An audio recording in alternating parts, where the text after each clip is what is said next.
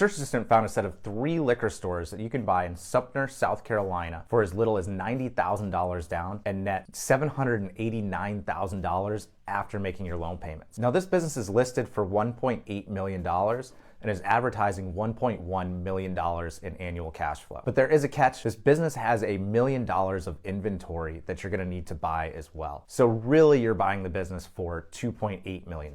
So assuming that you're financing the purchase of that inventory, your down payment requirement is gonna go up to $140,000, and your annual cash flow is gonna go down to $624,000 per year, which is still pretty good. And those payments assume a 10-year, 11.5% interest, 5% down SBA loan. Now, these 3 liquor stores are really high performing. Between the 3 of them, we have over $5 million in annual revenue. Now, liquor stores can be a great business. Of course, we have that negative of having to have a lot of inventory, but you have a big positive of, one, you don't really need a lot of employees, which is great because employees can come with headaches. And the inventory has a long shelf life. It's not like you're running a produce section. A bottle of vodka can stay on the shelf for a long time. But one aspect for deals like this can make it really tough is you have to deal with landlords. Landlords can be a huge pain in the ass. You're likely gonna have to negotiate a new lease as a part of this purchase.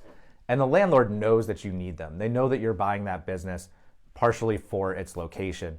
So typically they're gonna use that leverage against you in the negotiations. And the bank's gonna make them sign a form that makes them acknowledge that they are subordinated to the bank in the event of a default, which again is another point where they can use as leverage because you have to have them sign that form or else you can't buy the business. So they know they have something that you need. So going into it, you should always just expect a rent increase as a part of the process. You might want to just model in 10% because I think that's typically what the landlord sees. They think we can get a 10% out of you because you need us. In a way, they can say more than they need you and push for that 10% increase, and you kind of just have to pay it. Now, your one point that you can use as negotiations is that if you were to, say, buy the business and move it somewhere else, or if that business were just to close down, then the landlord would likely have to give a new tenant some types of concessions. Usually they can get a few months rent, whether it's 3 months free, or they're gonna require some type of what they call tenant improvements.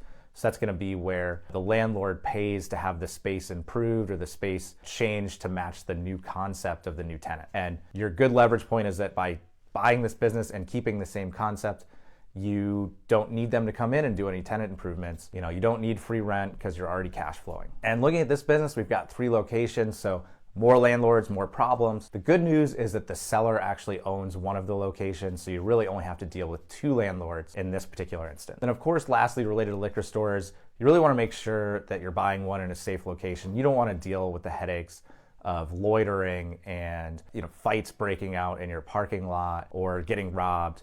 You really want to make sure that you own a liquor store in a reasonably safe, reasonably affluent neighborhood. So check out our search assistant to find more like this, or reach out if you want to buy a business together.